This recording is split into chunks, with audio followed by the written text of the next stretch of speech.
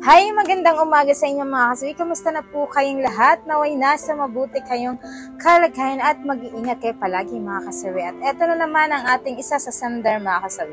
Ito nakasubaybay sa inyong tagapagpayo sa aming problema, ma'am. Gusto ko po sana humingi ng advice sa'yo tungkol sa aking problema, ma'am. 4 ng aking anak. Nagkagusto ako sa isa sa aming katulong at gusto ko na rin siya sa akin, ma'am. Kaso parehas kami may asawa. May relasyon na kaming dalawa, parehas kami nagkagusto sa isa't isa. Bigyan mo ako ng advice, ma'am. Gusto ko ibigyan mo ako ng advice, itago mo na lang ako sa tulits. Ayan, ang ating sender ay isang lalaki mga kasawi. Na nagkagusto na siya sa kanyang kasambahay at meron silang relasyon at ano nga daw ang kanyang gagawin mga kasawi. Ayan.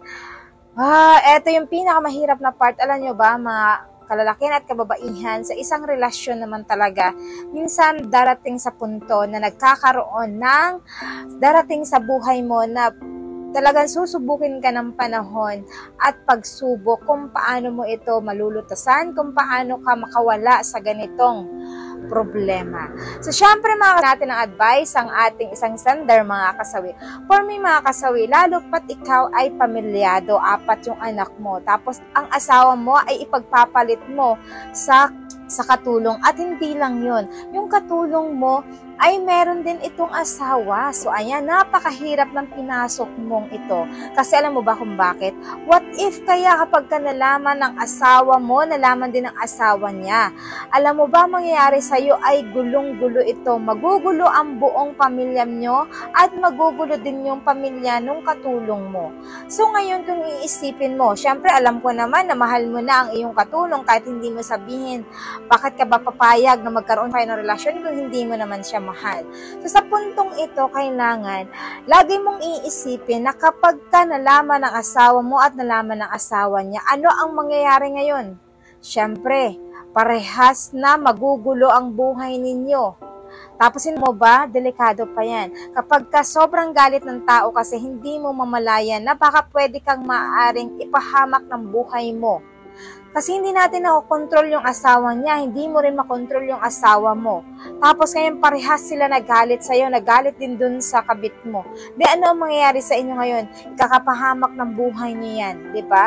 Minsan meron, di ba? Minsan sobrang inis ng mga asawa natin. Hindi na sila nakagawa ng mabuti sa kanilang asawa dahil sa sobrang galit nila, nabigla sila, sobrang bigla nila ay nakagawa sila ng hindi maganda. So ayan. Kung iisipin mo sa una pa lang ito, hindi pa naman huli ang lahat, kailangan mas maganda na mag-usap kayo ng iyong karelasyon na tigilan nyo na ang isa't isa dahil parehas naman kayong pamilyado, parehas naman kayong may anak, lalong-lalo ka na 4 yung anak mo.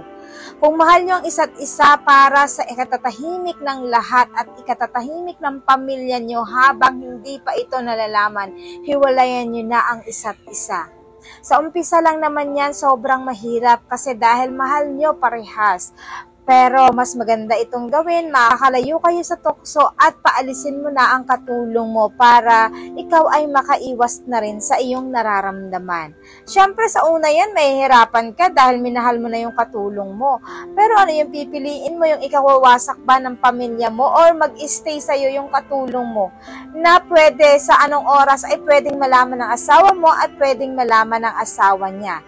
So delikado yun sa inyo pareha. Kaya habang hindi pa ito nalalaman both side ng asawa ninyo, parehas na kayong mag-move on, parehas na kayong umiwas, parehas na kayong magpakalayo-layo at iwanan mo na ang iyong katulong at paalisin mo na sa iyong tirahan habang hindi pa huli ang lahat. Pwede pa kayong magbago habang hindi pa ito nalalaman. So yan lang po yung aking advice sa aking sender. Diyos ko, matakot ka para sa pamilya nyo. Matakot ka na rin sa ating Panginoon kasi sabi ko nga sa inyo, 'di ba? Lahat ng tukso ay nasa paligid. Kayo na lang mismo ang paano i-control ninyo kung paano kayo makakalayo sa tukso na 'yan. Kung paano niyo lalabanan ang tukso na dumarating sa inyo sa paligid na 'yan. Nasa sa inyo pa rin 'yan, mga kasawi, kung paano ba lutasan ang problemang ito. Sa akin is advice ko lang ito, pero kayo pa rin ang makakapagdesisyon sa inyo Kasi nga, tamang tagapayo lamang ako. Kumbaga, mabibigyan lang kita ng linaw kung ano yung dapat mong gawin. Pero ikaw pa rin yung magdidesisyon para sa sarili mo at para sa pamilya mo. So, maraming salamat sa ating sender. Ayan, nabigyan kita ng linaw pagdating dito. Sa ating mga komentor, pwede kayong magbigay ng comment ng pinakamaganda para naman mas maliwanagan yung ating sender. Maraming salamat sa patuloy na pagsuporta niyo sa akin sa walang sawang pag-share at pag-comment.